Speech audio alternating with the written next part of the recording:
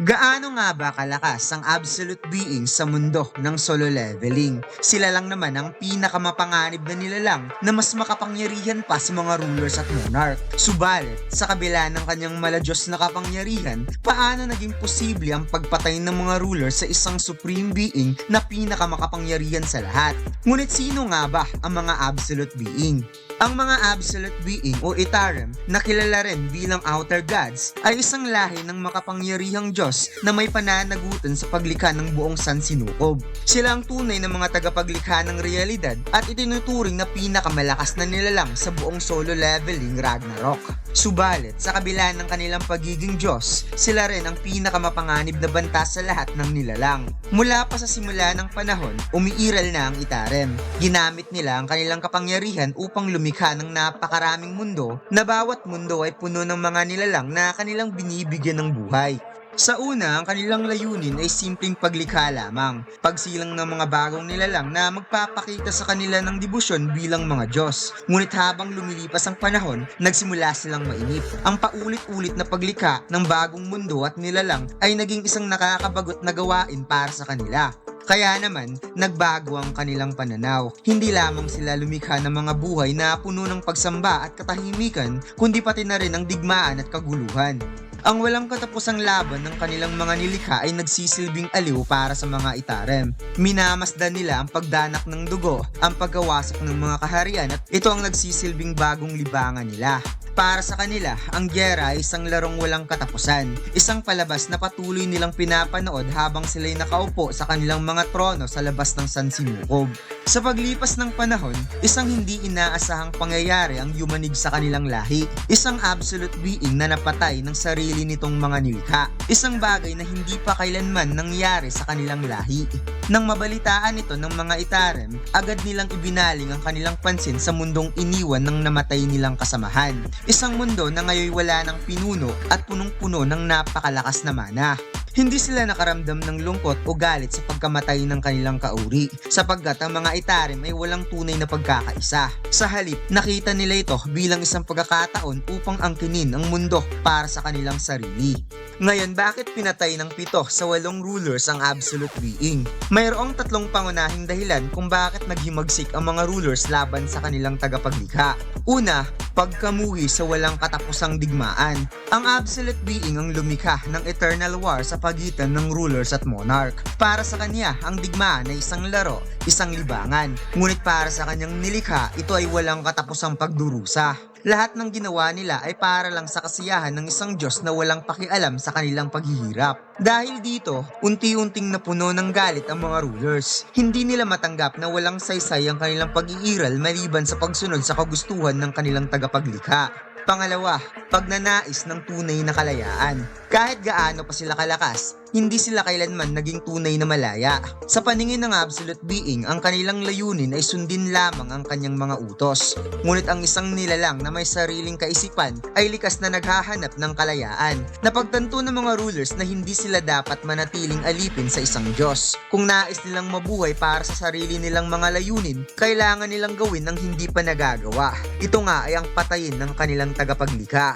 Pangatlo, dahil posible. Kung ang absolute being ay tunay na hindi matatalo, hindi sana nila ito nagawa. Ngunit natuklasan ng mga rulers ang isang katotohanan na may limitasyon ng kapangyarihan ng absolute being. Kaya naman, naisip nila kung kaya nilang pagsamahin ng kanilang lakas, may posibilidad na mapapatay nila ito. Kaya ang kaalaman na maaari nilang tapusin ang paghahari ng absolute being ay naging huling tulak para maisakatuparan ng kanilang plano.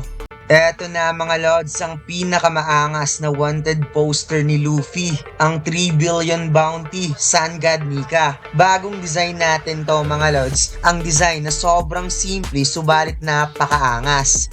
Front design natin mga lods, another unique One Piece logo. At ang back design, ang wanted poster ni Luffy na may 3 billion bounty. Lahat ng order natin mga lods may freebie sticker. Available na ang design na ito sa ating Shopee store at TikTok shop. Ang link ay nasa comment section.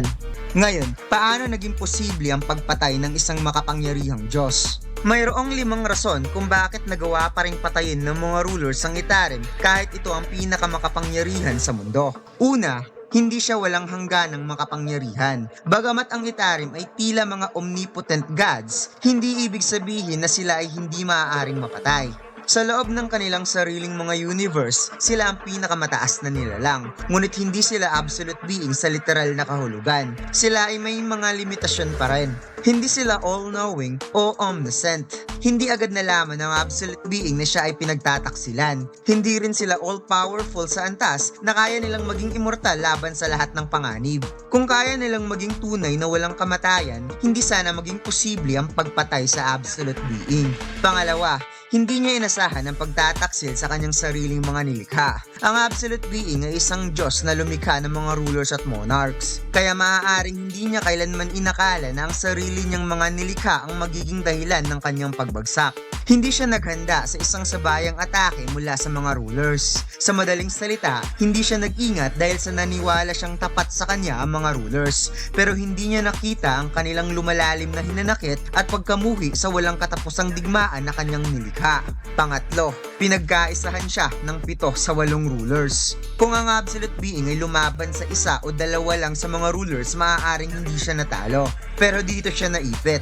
7 sa 8 rulers ang nagtutulungan laban sa kanya. Isang makapangyarihang nilalang versus sa 7 halos kasing lakas niya. Kahit gaano pa siya kalakas, ang isang laban sa 7 ay hindi patas. Malamang ginamit nila ang kanilang pinakamalakas na kakayahan upang sabay-sabay siyang pabagsakin. Walang awa ang kanilang pag-atake. Dahil nais nilang makalaya mula sa kanyang kontrol, hindi sila nagdadalawang isip na patayin siya. Sa madaling salita, hindi siya natalo dahil mahina siya, kundi dahil pinagkaisahan siya halos sa buong hukbo ng kanyang sariling mga nilikha.